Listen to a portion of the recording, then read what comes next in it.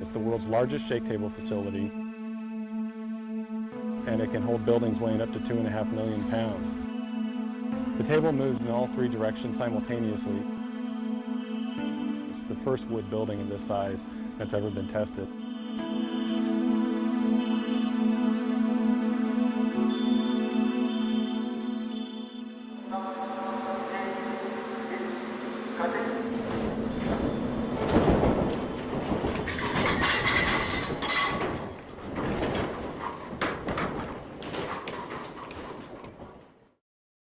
The entire project is called the NEESWood Capstone Test, a project funded by the National Science Foundation. The project is led by Colorado State University, and Simpson was a close technical collaborator. The popularity of mid-rise wood frame construction has soared in urban areas, and so there's not a lot of information on how to design those types of structures.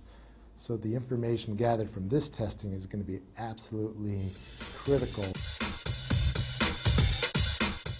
The condominium tower was built as a actual condominium would be constructed with 23 1- and 2-bedroom living units. We're testing a 7-story, 23,000 square foot, 800,000 pound building in 3 dimensions. This collaboration with all the folks involved is really going to culminate in a test that's going to show how our products perform in a very severe seismic event. The forces of an earthquake on a structure of this size create a lot of secondary forces inside of the building, and the only way to hold those forces together is with connectors such as the ones that Simpson Strong-Tie makes and provides. In this building, we have a wide variety of Simpson Strong-Tie products, from large hold-down rods that run 7 stories up to the roof, known as ATS, or anchor tie-down system.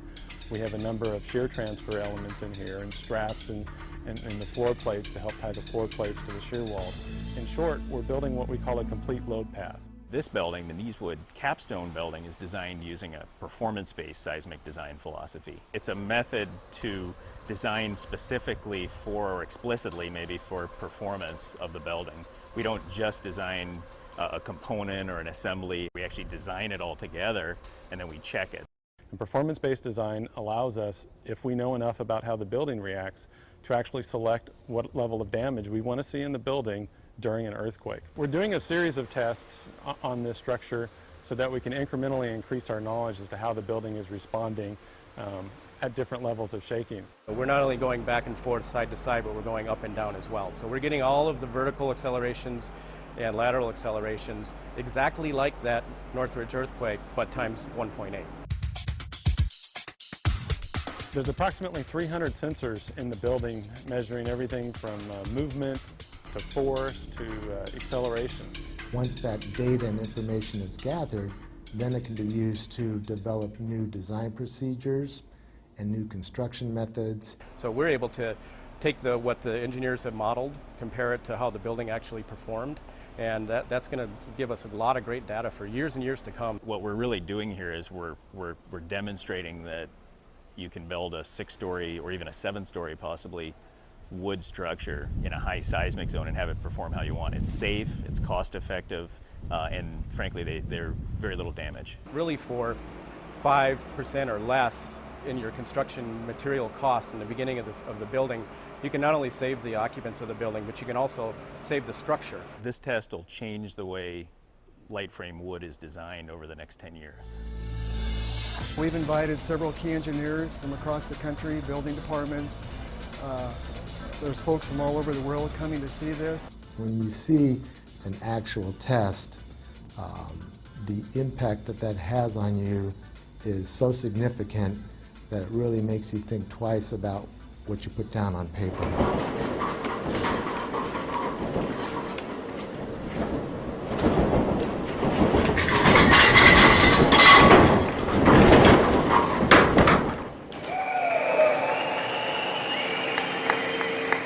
Everything in it worked. There was minimal damage to the inside of the building, minimal damage to the outside of the building. I would say that this testing really does validate the performance-based design concepts developed at the various universities involved in this project. It's phenomenal that we can have a test of this size and magnitude of a building like this and actually get some real test data. Simpson never forgets, and they're always trying to make sure that they're really providing what the structural engineering and construction community needs. And I've always been impressed with taking that extra step to really know the science part of what we do. It's truly unprecedented what they've done today. I think this is it's truly about saving lives, and the information that's been generated as a result of this test is truly groundbreaking.